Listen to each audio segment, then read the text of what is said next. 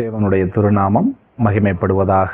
மீண்டுமாக இந்த அருளுரை துளிகளின் வாயிலாக உங்களை சந்திப்பதிலும் உங்களோடு தேவனுடைய திருவார்த்தையை பகிர்ந்து கொடுப்பதிலும் நான் மகிழ்ச்சி அடைகிறேன். பிரியமானவர்களே, இன்று நம்முடைய எல்லோருடைய வாழ்க்கைக்கு பிரயோஜனமாக நாம் ஒரு பொதுவான காரியத்தை குறித்து சிந்திக்க இருக்கின்றோம்.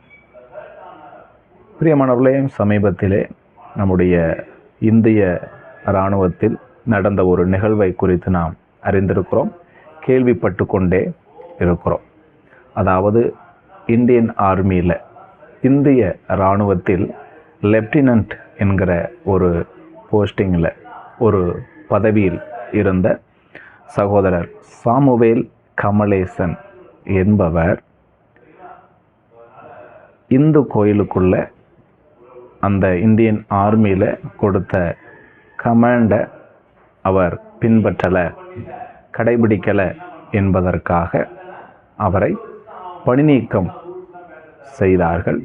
செய்திருக்கிறார்கள்.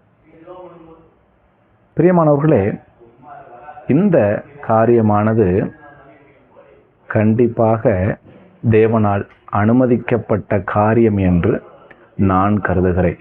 அதாவது இந்திய கிறிஸ்தவர்களான நமக்கு நம்முடைய பக்தியை நாம் அளவீடு செய்வதற்காக தேவன் அனுமதித்த ஒரு காரியம் என்று இதை நான் ஆவிக்குரிய கோணத்திலே பார்க்கக்கூடியவனாக இருக்கிறேன். பிரியமானவர்களே, இந்த பதவியில் இவர் பெற்ற சம்பளமானது அநேகமாய் இருந்தது. மட்டுமல்ல, அவர் வேலையிலிருந்து ரிட்டையர்டு ஆகிறார்னா அவருக்கு லட்சங்களில் பணம் கிடைக்கும். மட்டுமல்ல, ஓய்வு பெற்ற பிறகும் கூட, ரிட்டையர்ட் ஆன பிறகும் கூட அவருக்கு மாதாந்திர தொகை, அதிக தொகை சம்பளமாக அல்லது பென்ஷன் என்று சொல்லுகின்ற ஓய்வூதியமாக கிடைக்கும். பிரியமானவர்களே, இங்கே நாம் சிந்திக்க வேண்டும். இவ்வளவு லட்சக்கணக்கான பணத்தை சம்பளமாக பெறக்கூடிய ஒரு நபர் கிறிஸ்துவின் மேல் இருந்த அல்லது அவருடைய வார்த்தையின் மேலிருந்த விசுவாசத்திற்காக, அந்த பக்தி வைராக்கியத்திற்காக இந்திய இராணுவம் அவருக்கு சொன்ன அந்த தகாத வேலையை அவர் செய்யவில்லை. அநேக கிறிஸ்தவங்க என்னிடத்தில் பேசும்போது சொன்னாங்க, அவங்க சொன்னதை செஞ்சுட்டு, அதாவது செய்துட்டு மனசில் இயேசுவை நினச்சிட்டு போயிருக்கலாமே. அதாவது தெளிவாக சொன்னால், மனசில் இயேசு கிறிஸ்துவை நினச்சிக்கிட்டு ஜீவனுள்ள தேவனை நினைத்து கொண்டு அவர்கள் சொன்ன காரியத்தை அவர் வெளிப்புறமாக செய்திருக்கலாமே, எதுக்கு இந்த பிரச்சனைன்னு சொல்கிறவங்க யார்? நம்ம கிறிஸ்தவர்கள் தான். ஆனால் சிந்திக்கணும், நமக்கு அகத்தில் என்ன இருக்குமோ, என்ன பக்தி இருக்கிறதோ அதுதான் புறத்திலும் வெளியிலும் வெளிப்படும். அகத்தின் பிரதிபலிப்பு தான் வெளியில் நம்ம செய்கின்ற காரியங்கள். இப்படித்தான் பல கிறிஸ்தவர்கள் இன்றைக்கு தகாத காரியங்களை செய்து கொண்டு, நாங்கள் உள்ளத்தில் உண்மையாகத்தான் இருக்கிறோம், உள்ளத்தில் பக்தியாகத்தான் இருக்கிறோம் என்று சொல்லி கொண்டு தெரிகிறார்கள். இது மாய்மாலம், இது வேதத்திற்கு முரணான காரியம் என்பதை நம்முடைய மனதில் நாம் நிறுத்தி கொள்ள வேண்டும். பிரியமானவர்களே, இந்த சகோதரர் சாமுவேல் கமலேசன் என்பவர் பாருங்க, தன்னுடைய அகத்தில் உள்ள பக்தியை தைரியமாக புறத்திலும் வெளிப்படுத்தக்கூடியவராக காணப்பட்டார். அவர் தனக்கு வருகின்ற லட்சக்கணக்கான பணங்களை, சம்பளத்தை அவர் நினைத்திருந்தால் கண்டிப்பாக இந்த காரியத்தை அவரால் செய்திருக்க முடியாது. ஆகவே கிறிஸ்துவுக்காக பவுல் சொல்கிறார் அல்லவா, கிறிஸ்துவுக்காக எல்லாவற்றையும் நஷ்டம் என்று விட்டேன், குப்பையுமாக எண்ணுகிறேன். இந்த அதிகப்படியான சம்பளத்தை அவர் தன்னுடைய பக்திக்கு முன்பாக ஒரு குப்பையாக, நஷ்டமாக பார்த்தார். சிந்திக்கணும், நம்ம இந்த இடத்துல இருந்தால் என்ன செய்திருப்போம்? இன்னைக்கு அநேக நேரங்களில் நான் என்ன செய்கிறேன்? என்னுடைய லாபத்துக்காக கிறிஸ்துவை, என்னுடைய பக்தி வைராக்கியத்தை, என்னுடைய விசுவாசத்தை அடகு வச்சு வாங்கி திங்கிறேன். உண்மைதான். அந்த இடத்துல நான் இருந்திருந்தா என்ன செஞ்சிருப்பேன்?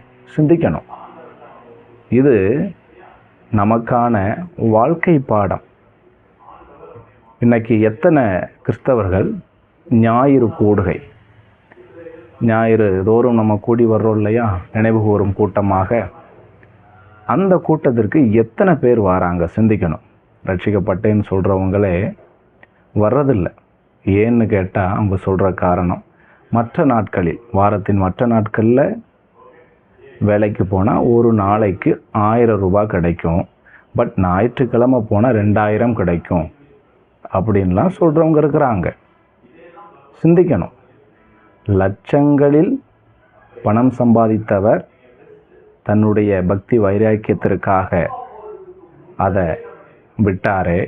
நம்ம சாதாரணம் ஒரு 1000 ரூபாய்க்காக ஞாயிறு கூடுகையை, அந்த நினைவு கூறுதலின் கூட்டத்தை விட்டுறோம். கிறிஸ்துவையே மறுதலிக்கிறோம். சிந்திக்கணும். நம்ம பக்தி, நம்முடைய கிறிஸ்தவ பக்தி எந்த இடத்துல இருக்கிறது, எவ்வளவு இருக்கிறது என்பதை நம்ம சிந்திக்கணும். உண்மையாக நான் வெட்கப்படுகிறேன். அவருடைய நிலைமையில் நான் இருந்திருந்தால் கண்டிப்பாக இதை செய்திருக்க மாட்டேன். வெளிப்படையாக சொல்கிறேன். அப்போ இன்னும் நான் என்ன செய்யணும்? என்னுடைய பக்தியில், கிறிஸ்துவின் மேல் உள்ள என்னுடைய விசுவாசத்தில், அவருக்காக பாராட்டுகிற வைராக்கியத்தில் இன்னும் நான் வளர வேண்டியுள்ளது. நாம் வளர வேண்டி உள்ளது. எவ்வளவு இடங்களில் கிறிஸ்துவை நம்ம விட்டு கொடுக்குறோம், மறுதளிக்கிறோம்? சிந்திச்சு பார்க்கணும். பல இடங்களில் நம்முடைய விசுவாசத்தை விற்று விடுகிறோம். கிறிஸ்துவை அடகு வச்சிடுறோம். சிந்திக்கணும். பிரியமானவர்களே, இந்த சகோதரர் சாமுவேல் கமலேசனுடைய இந்த நிகழ்வை நான் கேள்விப்பட்ட உடனேயே நான் சிந்தித்த போது என்னுடைய மனதில் வந்தது தானியேல் 3ஆம் அதிகாரமும் தானியேல் 6ஆம் அதிகாரமும். இந்த 2 அதிகாரத்தில் நடந்த நிகழ்வுகள் நமக்கு தெரியும். சாத்ராக், மேஷாக், ஆபேத்நேகோ என்கிற வாலிபர்கள் தங்களுடைய பக்திக்காக, யெகோவாவின் மேல் உள்ள தங்களுடைய பக்திக்காக நேபுகாத்நேச்சாருடைய அந்த பொற்சிலையை வணங்காமல் உயிரையும் கொடுக்க முன் வந்தார்கள். தானியேல் 6ல் என்ன பார்க்குறோம்? தானியேல் என்ன செய்தார்? ராஜா சொல்லிட்டாரு, 30 நாள் வரைக்கும் எந்த விண்ணப்பங்களையும், மன்றாட்டுகளையும், வேண்டுதல்களையும் ராஜா கிட்ட தான், என்கிட்ட தான் சொல்லணும், தெரிவிக்கணும்னு ஒரு பத்திரத்தில் கையெழுத்திட்டார். அது தெரிஞ்சிருந்தும் தானியேல் தன் வழக்கமாக செய்து வந்தது போலவே என்ன செய்தார்? தன்னுடைய மன்றாட்டுகளையும் ஜெபத்தையும் ஜீவனுள்ள தேவனிடத்தில் தான் கொண்டு சென்றார். அது நிமித்தம் சிங்க குகையில் போடக்கூடிய ஒரு நிலை வந்தது. இப்போ சிந்திக்கணும். நம்முடைய பக்தி எந்த இடத்தில், எந்த அளவில் இருக்கிறது? உண்மையாகவே இந்த சாமுவேல் கமலேசன் என்கிற ஐயா அவர்கள் சாத்ராக், மேஷாக், ஆபேத்நேகோ மற்றும் தானியேல் ஆகியோருக்கு நிகரானவர் என்று நான் உறுதியாக, தைரியமாக சொல்லுவேன், சொல்ல முடியும்.